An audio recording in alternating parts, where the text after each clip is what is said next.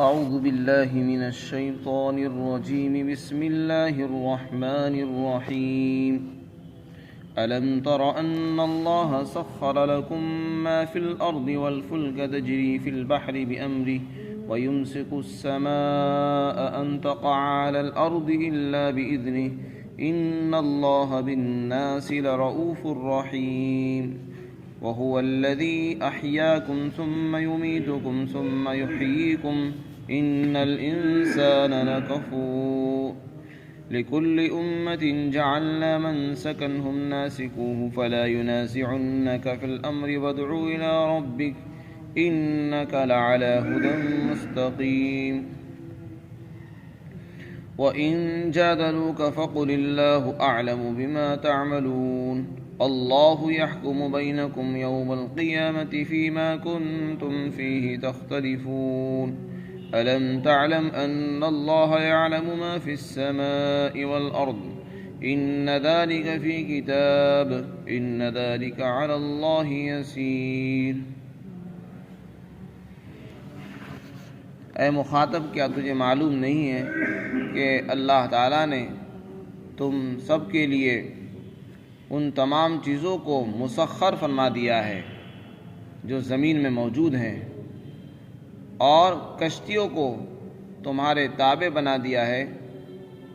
جو اللہ کے حکم سے سمندر میں چلتی ہیں،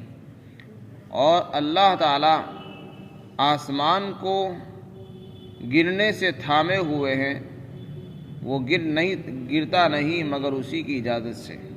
بے شک اللہ اپنے بندوں پر، تمام انسانوں پر بڑا مہربان ہے اور رحم کرنے والا ہے۔ اور اللہ وہی ہے جس نے تم کو زندہ کیا اور پھر وہ تمہیں موت دے گا اور پھر تمہیں دوبارہ سے زندہ کر دے گا۔ یقیناً انسان بڑا ناشکرا ہے۔ ہر امت کے لیے ہم نے عبادت کے طریقے مقرر کیے ہیں، وہ اسی کے مطابق عبادت کرتے تھے، لہذا لوگ آپ سے کسی معاملے میں جھگڑا نہ کریں، اور آپ تو لوگوں کو اپنے پروردگار کی طرف بلاتے رہیے، یقیناً آپ ہدایت پر ہیں جو سیدھا راستہ ہے۔ اور اگر لوگ آپ سے جھگڑا کریں تو آپ ان سے کہہ دو کہ اللہ تمہارے کاموں کو جانتا ہے، اور قیامت کے دن اللہ تمہارے درمیان فیصلہ فرمائے گا ان تمام چیزوں میں جن میں تم اختلاف کرتے تھے۔ اور کیا تمہیں معلوم نہیں ہے کہ جو کچھ آسمانوں میں اور زمین میں موجود ہے اللہ سب کو جانتا ہے، اور یہ سب کچھ لوح محفوظ میں موجود ہے، اور یہ اللہ پر آسان ہے۔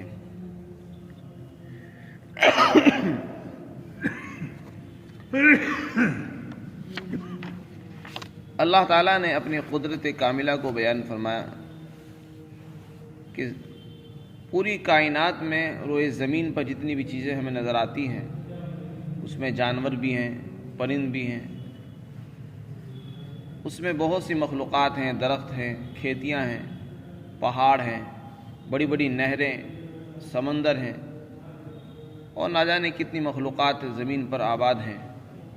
اللہ رب العزت فرماتے ہیں جو کچھ زمین پر موجود ہے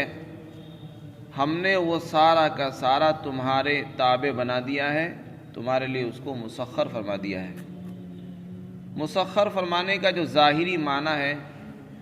جس کی طرف ذہن سبقت کرتا ہے، وہ ہے کسی کے تابع بنا دینا۔ اور تابع بنانے کا مطلب یہ ہے کہ یہ ساری چیزیں انسان کے تابع چل رہی ہے، انسان کے حکموں سے چل رہی ہے۔ اگر یہ معنی لیا جائے تو اس میں یہ اشکال ہو سکتا ہے کہ سمندر، دریا، ہوائیں اور زمین کے بہت سارے جانور، درند، پرند، یہ تو انسان کے حکموں سے نہیں چلتے، یہ تو اپنی مرضی سے چل رہے ہیں، اللہ کے حکموں سے چلتے ہیں۔ تو جواب یہ ہے، یہاں تسخیر کے یہ معنی مراد نہیں ہے۔ اللہ تعالیٰ نے ان کو مسخر ضرور فرمایا ہے، لیکن تابع حکم اللہ کا ہی ہے۔ اللہ کے حکموں کے یہ چیزیں تابع ہیں، سمندر بھی، ہوائیں بھی، زمین کے درندے اور پرندے بھی، اور تمام جانور، یہاں تک کہ ان کی کھیتیاں، باغات، سب کچھ اللہ کے حکموں کے تابع ہیں۔ یہ سب کچھ پیدا تو اور چلتے تو ہیں اللہ کے حکموں سے ہی، کام کرتے ہیں اللہ کے حکم سے، لیکن یہ خدمت میں لگے ہوئے ہیں انسان کے لیے۔ تو یہاں خدمت میں اور کام میں لگانے کے معنی مراد ہیں۔ اللہ نے ساری چیزوں کو انسان کے لیے مسخر فرما دیا، یعنی اس کے کام میں لگا دیا ہے۔ اب کھیتیوں سے انسان کو غلہ مل رہا ہے، اناج ملتا ہے، چاول ملتے ہیں، دالیں مل رہی ہیں، بہت سے غلات اس کو حاصل ہوتے ہیں، پانی ملتا ہے اس کو، جانوروں سے اس کو گوشت مل جاتا ہے، دودھ ملتا ہے، اون ملتی ہے، اور سمندروں سے اس کو پانی ملتا ہے، مچھلیاں ملتی ہیں، اور بے شمار خزانے اس کو زمین سے حاصل ہوتے ہیں۔ یہ ساری چیزیں اللہ کے حکم کے تابع ہو کر کام کرتی ہیں، لیکن کام کس کے لیے کر رہی ہیں؟ انسانوں کے لیے۔ ان کا سارا کام، ان کی ساری خدمتیں وہ انسان کے کام آ رہی ہے، انسان ان سے فائدہ اٹھا رہا ہے۔ جانوروں کا گوشت کس کے کام آتا ہے؟ انسان کے کام آ رہا ہے، اور دودھ کس کے کام آتا ہے؟ وہ بھی انسان کے کام آ رہا ہے۔ غرض یہ کہ اللہ نے جتنی چیزیں بنائی ہے وہ انسان کے فائدے کے لیے، انسان کی بقا اور اس کی زندگی کے لیے، اس کی آسانی کے لیے بنا رکھی ہے۔ تو یہ اللہ کا بڑا کرم ہے۔ اللہ تعالیٰ نے اپنی قدرت کو بیان فرمایا کہ دیکھو میں نے تمہارے لیے کتنی ساری چیزیں خدمت میں لگا رکھی ہیں۔ یہ کوئی معمولی کام نہیں ہے کہ ایک بادشاہ کسی کی خدمت کے لیے بہت ساری چیزوں کو لگا دے، اور اللہ نے ہمارے لیے سب چیزوں کو لگا رکھا۔ ہوائیں، سمندر، دریا، نہریں، کھیتیاں، باغات، وہ کتنے جانور ہماری خدمت میں لگے ہوئے ہیں۔ خدمت میں لگنے کا مطلب یہ ہے کہ ہمارے کام میں آ رہے ہیں اور ہم ان سے فائدہ اٹھاتے ہیں۔ یہاں تک کہ سمندر میں جو کشتیاں چلتی ہیں وہ بھی ہمارے کام آتی ہیں، کیونکہ وہ ہمارا ہی کام کرتی ہیں، ہمارا ہی سامان لے جاتی ہیں، اور ہم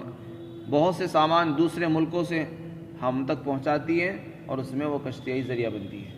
ایک سامان وہ ہے جو دوسرے ملک میں ملتا ہے لیکن ہم وہاں نہیں جا سکتے، کشتیوں کے ذریعے سے ہمیں مل جاتا ہے، اور ہم اپنا مال دوسرے ملک میں پہنچانا چاہیں تو اس میں کشتیوں کا سہارا لیتے ہیں، اور کشتیاں بھی اللہ کے حکم سے چلتی ہے لیکن کام ہمارے آ رہی ہے۔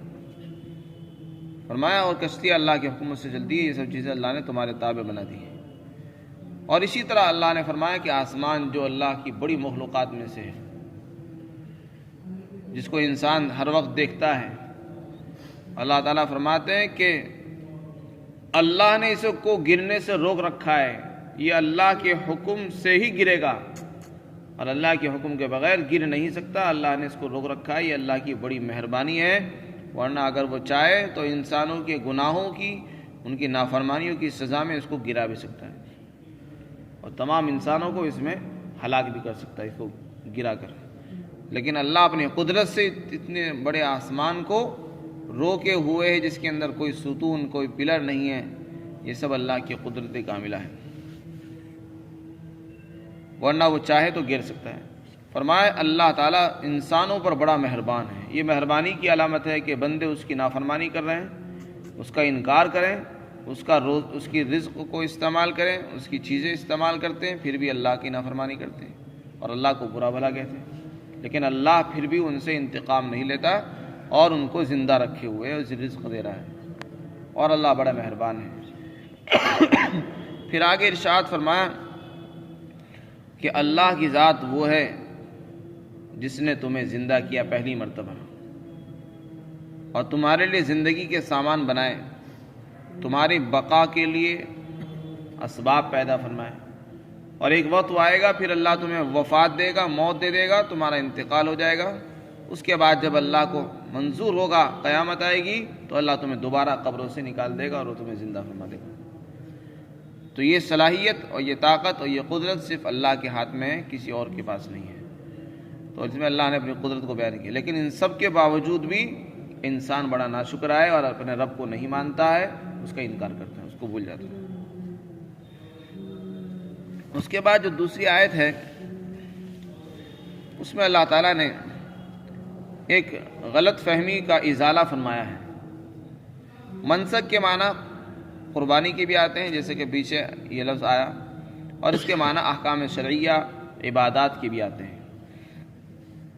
یہاں اسی مفہوم میں جمہور مفسرین نے اس کو مراد لیا ہے۔ کچھ جاہل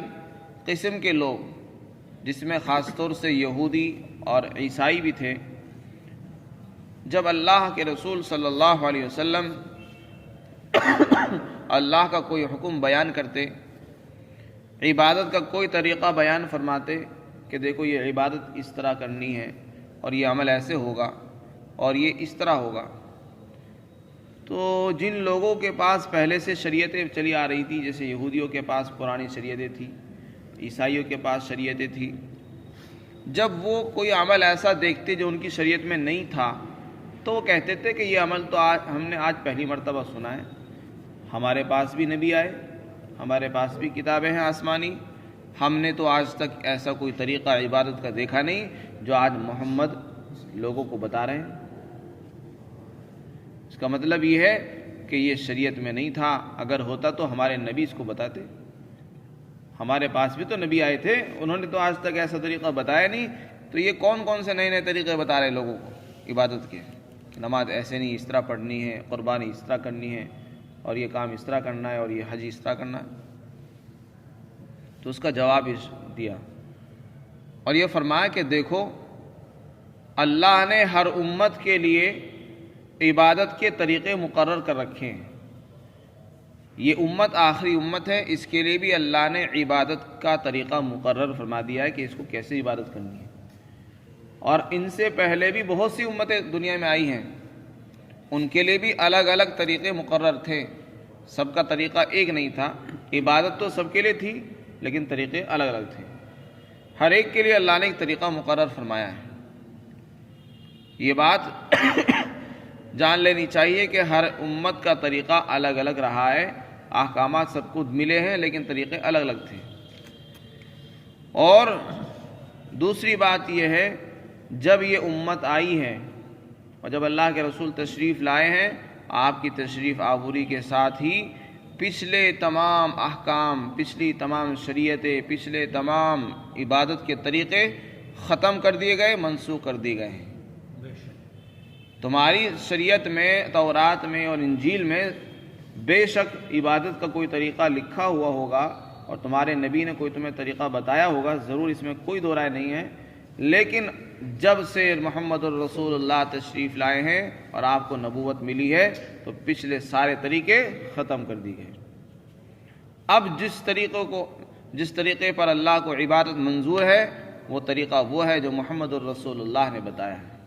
اور یہ قیامت تک چلے گا، جو آدمی اس طریقے پر عبادت کرے گا وہی منظور ہوگی، مقبول ہوگی، اور جو اس سے ہٹ کر پرانے طریقے کو اپنائے گا وہ عبادت اللہ کو مقبول نہیں ہے۔ وہ طریقے پہلے تھے، اب ختم ہو چکے، ان کا دور ختم ہو چکا، پچھلی شریعتیں بھی ختم، اور عبادت کے جو طریقے پہلی شریعتوں میں رہے ہوں گے وہ سب ختم ہو چکے ہیں۔ اب جو اللہ کے رسول صلی اللہ علیہ وسلم کو جو طریقہ دیا گیا ہے، بس اسی طریقے پر اللہ کو عبادت منظور ہے، اسی طریقے سے تمہیں بھی کرنی ہے۔ لہذا جب یہ کام اللہ نے کیا ہے، کسی کو یہ حق حاصل نہیں ہے کہ وہ اس پر اعتراض کرے۔ اگر کوئی محمد الرسول اللہ صلی اللہ علیہ وسلم پر اعتراض کرتا ہے کہ تم نے یہ عبادت کا جو طریقہ بتایا ہے یہ تو ہم نے پہلی مرتبہ سنا ہے، یا ہم نے پہلے کبھی دیکھا نہیں، یا اس سے ہٹ کر ہے، یا الگ ہے، بدلا ہوا ہے، یہ اعتراض در حقیقت اللہ کے فیصلے پر اعتراض ہے۔ جس آدمی نے نبی کے طریقے پر اعتراض کیا اس نے گویا کہ اللہ پر کیا اعتراض کیا، کیونکہ وہ طریقہ اللہ نے ان کو دیا ہے، تو اسے یہ حق حاصل نہیں ہے، کیونکہ اللہ تو حاکم، احکم الحاکمین ہے، قادر مطلق ہے، اور اسے سب کچھ اختیارات حاصل ہے، کسی کو کوئی حق حاصل نہیں کہ اس کے فیصلے پر اعتراض کرے اور یہ بتائے کہ ایسا طریقہ ایسا کیوں جاری کیا۔ لہذا کوئی آپ سے اس بارے میں نہ جھگڑے، اس معاملے میں آپ کا کام تو صرف لوگوں کو بلانا ہے، آپ لوگوں کو اپنے رب کی طرف دعوت دیتے رہیں، بلاتے رہیں۔ اور اگر کوئی یہ کہے کہ نہیں محمد رسول اللہ تو بہک چکے ہیں، بھٹک گئے ہیں، گمراہ ہو چکے ہیں، کیونکہ ہمارے نبی نے جو طریقہ بتایا تھا عبادت کا وہ الگ تھا اور محمد رسول اللہ نیا طریقہ پیش کر رہے ہیں، اگر کوئی اس طرح لوگوں کے اندر غلط فہمیاں پیدا کرے تو اس کے لیے اللہ نے سند دے دی اپنے نبی کو، اور یہ فرمایا آپ تو ہدایت پر ہیں اور ہم یہ لکھ کر دے رہے ہیں۔ قرآن میں اللہ نے لکھ کر دے دیا کہ آپ سیدھے راستے پر ہیں، جو راستہ بالکل سیدھا ہے، صراط مستقیم، اس پر ہیں۔ اب کوئی آپ کو کچھ بھی کہے، کسی کے کہنے سے کچھ ہونے والا نہیں ہے۔ قرآن میں جب اللہ نے کہہ دیا تم تو سیدھے راستے پر ہو، جب تم بتاؤ گے وہ بھی سیدھا راستہ ہے، لہذا کسی کے کہنے سے آپ غلط ہونے والے نہیں ہیں جب اللہ نے کہہ دیا ہے۔ اور اگر کوئی آپ سے جھگڑے تو آپ خاموش رہیں، یہ کہہ دو بس اللہ تمہیں جانتا ہے، تم جو کچھ کر رہے ہو تمہارے اعمال کی اللہ کو خبر ہے، وہ تمہیں اس کی سزا ضرور دے گا۔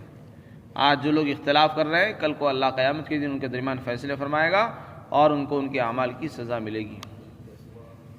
پھر آگے ارشاد فرمایا آسمانوں میں زمینوں میں جو کچھ بھی ہے اللہ کو ہر چیز کا علم ہے۔ کوئی یہ نہ سمجھے کہ اللہ کو کسی چیز کی خبر نہیں، اللہ زمین آسمان بلکہ ہر چیز کی خبر رکھتا ہے اور ہر انسان کے نیتوں کے ارادوں کو بھی جانتا ہے، اور یہ سب کچھ لوح محفوظ میں لکھا ہوا ہے جو کچھ ہونے والا ہے، اور اللہ پر یہ سب کچھ آسان ہے۔ یعنی اللہ کو ہر چیز کا علم رکھنا، کوئی آدمی یہ سوچے اتنی بڑی کائنات ہے، اتنی ساری مخلوقات ہیں، ہزاروں کی تعداد میں مخلوقات ہیں، ہر ایک کی خبر اللہ کو کیسے ہو سکتی ہے؟ یہ تو بظاہر عقل میں نہیں آتی، ہماری عقل میں ضرور نہیں آتی، لیکن کوئی ضروری نہیں جو چیز ہماری عقل میں نہیں آتی ایسا نہ ہوتا ہو۔ بہت سے کام دنیا میں ہو رہے ہیں جو ہماری عقل میں نہیں آتے لیکن ہو رہے ہیں۔ تو اسی طرح اللہ کی قدرت اور اس کے علم کا ہم اندازہ نہیں لگا سکتے، اگر وہ ہماری عقل میں نہیں آتا تو اس کا یہ مطلب نہیں کہ وہ مشکل کام ہے، اللہ کے لیے کام بہت آسان ہے، لہذا اللہ کے فیصلے پر اعتراض کا کسی